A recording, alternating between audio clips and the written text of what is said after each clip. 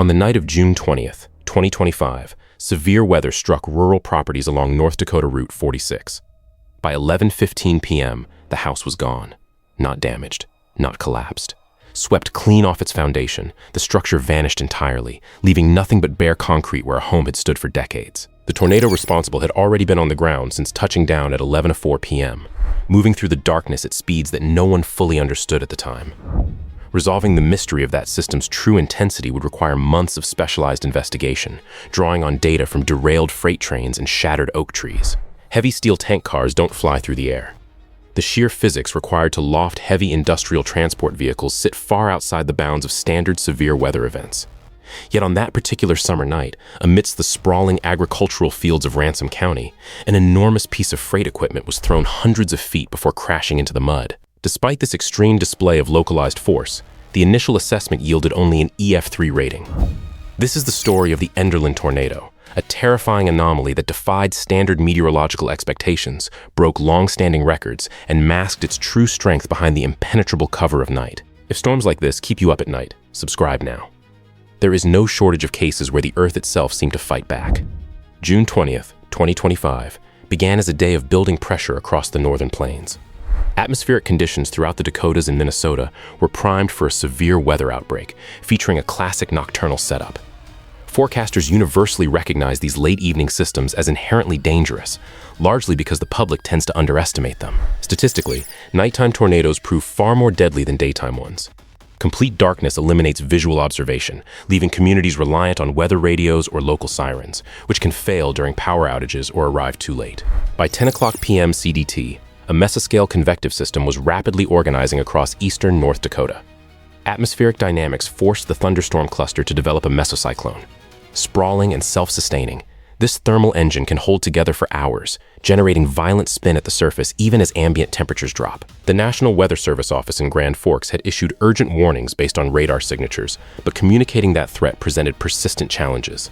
Alerts must reach isolated communities that are small, widely dispersed, and accustomed to surviving seasonal squalls. Enderlin, a close-knit town of roughly 900 people surrounded by farmland, sat directly in the path. At 11:04 p.m. CDT on June 20th, 2025, a large wedge tornado touched down just east of town.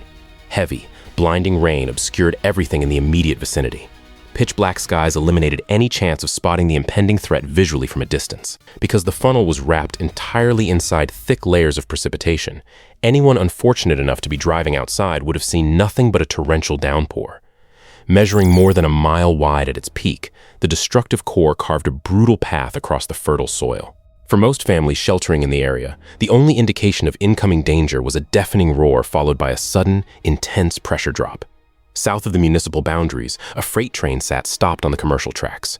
Within minutes of the initial touchdown, the vortex slammed directly into the idling cars. The aftermath of that direct collision painted a terrifying picture of aerodynamic forces acting upon huge industrial objects. 33 heavy rail cars derailed instantly as the rotational winds struck the train. Among the tangled wreckage, multiple fully loaded grain hopper cars were tipped over and crushed as though they were empty aluminum cans. One particularly large empty tank car was picked up vertically and thrown deep into the adjacent agricultural zone. Storm chaser Brian Empfinger managed to reach the remote site shortly after the main system moved eastward. Navigating hazardous, debris-covered roads in the dark, he eventually surveyed a chaotic scene resembling an industrial junkyard dropped indiscriminately from the clouds. Twisted rail cars lay scattered at bizarre, unnatural angles.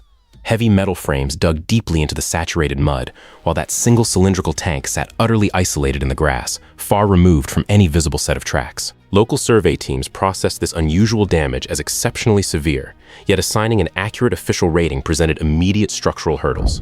The enhanced Fujita scale primarily measures atmospheric intensity based on specific damage indicators calibrated around human-made buildings. Open farmland offers precious few of these standard markers. Assessors working in sparsely settled regions frequently encounter long paths filled only with flattened corn stalks or snapped branches, making it nearly impossible to gauge peak velocity using standard handbook tables. Working strictly with the limited architectural evidence available to them, the National Weather Service issued an initial rating following the storm, estimating sustained speeds hovering around 160 miles per hour. At approximately 11:40 p.m., the churning vortex struck North Dakota Route 46, a quiet stretch of two-lane highway lined by widely separated homesteads. Michael Dalton Den, 73, and Catherine Ann Pfaff Den, 73, were inside their long-standing farmhouse when the system struck without mercy. Instead of merely collapsing inward, the entire structure was swept completely away, leaving the poured foundation perfectly clean. Every exterior wall, every wooden support beam, and the heavy shingled roof were instantly obliterated and scattered into the night, exposing the bare concrete slab to the pouring rain. Both Michael and Catherine perished during the catastrophic strike. A third victim, Marcario Machuca Lucio, also lost his life as the storm tore relentlessly through his neighboring property. 3 individuals died within a terrifying, chaotic 16-minute window, swallowed by darkness in a remote sector of the country that rarely sees national media attention. 5 minutes later, at 11:20 p.m. CDT, the funnel dissipated back into the clouds. Tracing a continuous ground track of just over 12 miles, the vortex had spent roughly a quarter of an hour in direct, violent contact with the Earth. Almost immediately after the primary circulation vanished, a secondary EF5 tornado formed to the east, tracking for nearly 7 miles. The parent mesoscale system then continued its relentless assault. For hours, hurricane-force straight-line gusts raked across the plains, peaking at 111 miles per hour. Residents who survived the initial touchdowns now hunkered down in their basements against sustained battering winds that persisted until 2 in the morning, a continuous secondary beating that deeply complicated immediate rescue efforts. Even as daylight broke the following morning and state emergency management teams commenced their initial neighborhood assessments, the true scientific nature of the event remained shrouded in frustrating uncertainty. Veteran wind engineer Tim Marshall and meteorologist Jim Ledoux quickly recognized that evaluating this specific track would require completely abandoning standard operating procedures.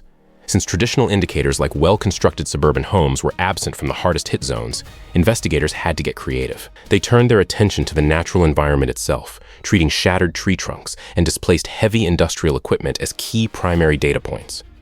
Marshall and Ledoux assembled a specialized survey group dedicated to meticulously documenting this non-standard, unusual damage. Examining the vast organic debris fields, the team scrutinized the exact heights where thick trunks had snapped under immense torsion, carefully mapping the directional fall patterns of the timber. To corroborate these complex botanical findings, the American team partnered directly with the Northern Tornadoes Project based out of Western University in Canada. The NTP had spent years pioneering alternative models for calculating wind forces in unpopulated zones. Working together, they mapped the exact trajectory of the derailed train cars and began crunching the complex aerodynamic variables of heavy cylindrical vessels rolling and flying through violent updrafts. While brilliant researchers spent the remainder of the summer running complex computational models in their laboratories, survivors on the ground grappled with a much more immediate, heartbreaking reality. North Dakota Agriculture Commissioner Doug Gehring toured the devastated farmsteads shortly after the skies cleared, walking solemnly past twisted tractors and empty foundations. State-level coordination efforts were swiftly launched to provide temporary housing, and federal disaster assistance from FEMA was quickly approved for the hardest-hit counties along the storm's path. Heavy construction machinery arrived on oversized flatbed trucks to begin clearing the immense volumes of shattered timber and twisted steel rail cars blocking local infrastructure. Then, in late 2025, a sudden U.S. federal government shutdown slammed the brakes on urgent recovery logistics. Approved financial aid packages froze instantly in bureaucratic limbo. Support networks that grieving families had desperately relied upon were suspended indefinitely, halting needed debris, removal grants, and stalling low-interest reconstruction loans. While political gridlock dominated the 24-hour news cycles in Washington, the bare concrete slabs in Ransom County sat completely exposed to the impending, bitter winter snows. Although standard operations continued following initial disaster assistance coordination, the emotional devastation in Ransom County extended far beyond the immediate, calculable physical damage. Losing 3 cherished community members in the area fundamentally altered the social fabric of the entire region. A deep sense of quiet, stoic certainty usually anchors agricultural towns, an unspoken belief that violent weather is simply a survivable variable of prairie life. Surviving a multi-vortex nocturnal event followed by lingering severe weather fundamentally shattered that baseline assumption. The sheer ferocity of the strike demonstrated that historical resilience offers no guarantee of safety when the atmosphere produces anomalies of this terrifying magnitude. As the community worked to process their grief, the scientific sector continued analyzing the extensive data collected from the debris fields. By early 2026, structural engineers began publishing new research based heavily on the train derailment dynamics, analyzing how a fully loaded grain hopper behaves when struck by intensely localized tornadic winds provided infrastructure experts with entirely new empirical data points. Researchers evaluated the overall wind speeds and damage patterns across the rural terrain. On the solemn 1-year anniversary of the tragedy, in June 2026, the resilient citizens of Enderlin gathered to unveil a permanent commemorative mural in the center of their town. Crowds stood together in quiet reflection to honor Michael Dalton Den, Catherine Ann Pfaff Den, and Marcario Machuca Lucio. Marking the painful occasion allowed the survivors to sit collectively with their enduring grief while simultaneously acknowledging the enormous rebuilding efforts undertaken over the past 12 months. Painted with great care, the memorial intentionally avoids depicting the storm's destructive, violent metrics. Its sole, overriding purpose is to serve as a lasting, respectful tribute to the 3 vibrant lives extinguished on that dark summer evening. The artwork stands proudly so that future generations will clearly understand the terrible human cost exacted upon their home, ensuring that the people who lived and died there are never overshadowed by the clinical scientific fascination surrounding the unprecedented event. While the town focused its energy on emotional healing, the investigative team finalizing the exhaustive damage assessment prepared to release findings that would permanently shock the meteorological community. For many long months, the meticulous calculations regarding tree debarking and the derailed freight train had been undergoing rigorous peer review. Leading experts continuously debated the exact aerodynamic drag coefficients of cylindrical steel tanks tumbling through violent, rotating updrafts, pushing the boundaries of atmospheric analysis further than ever before. Finally, on October 6, 2025, the National Weather Service published its official revised determination.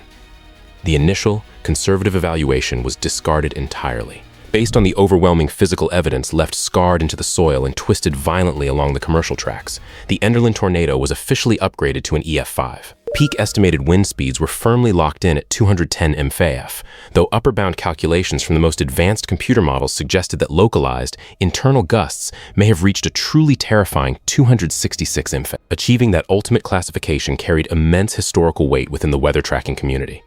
Prior to the Enderlin tornado's upgrade, the last confirmed EF5 to strike the United States had completely decimated Moore, Oklahoma, on May 20th, 2013. A span of 4,414 days had passed between the Moore tornado and the Enderlin event without a single top-tier rating anywhere in the country.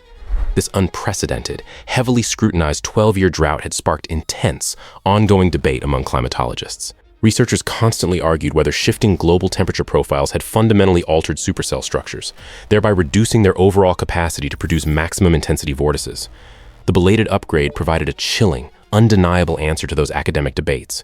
The most violent tier of atmospheric phenomenon had never actually vanished from the continent. Instead, large funnels were simply tracking through desolate terrain, crossing open fields and dirt roads that fundamentally lacked the specific architectural indicators required to trigger a maximum classification. It ultimately took a heavy piece of derailed machinery, sitting completely alone in a muddy field, to finally prove what the atmosphere was still perfectly capable of producing. This realization exposed a broad structural gap in modern climatological record-keeping. Storms don't magically become less intense merely because fewer human beings happen to live directly in their path. They just become much harder to measure accurately. While severe and violent storm events continue to occur regularly across the American plains, the true frequency and intensity of these vast systems remain a subject of ongoing study. 3 citizens perished on a pitch-black highway because an invisible, rain-wrapped vortex happened to cross directly over their beloved properties. This particular supercell presented tracking challenges due to heavy precipitation and nocturnal timing, though radar systems continued to monitor its evolution. It exploited the vast, sparsely populated geography of the Dakotas to effectively hide its true ferocity from the sophisticated radar domes and the initial, well-meaning survey crews. While the science evolved and the community slowly rebuilt, the official historical record was finally corrected to reflect reality. Yet, the empty concrete foundations flanking the asphalt were there first, standing as silent witnesses long before any committee signed off on a final velocity estimate. The tragedy shows a humbling, inescapable reality. Nature doesn't require human validation to release its full potential. And sometimes, the most catastrophic events are the ones we cannot clearly see coming. If this story stayed with you, like and subscribe. There is a lot more out there that deserves the same kind of careful attention. And this channel is exactly where those important stories get told.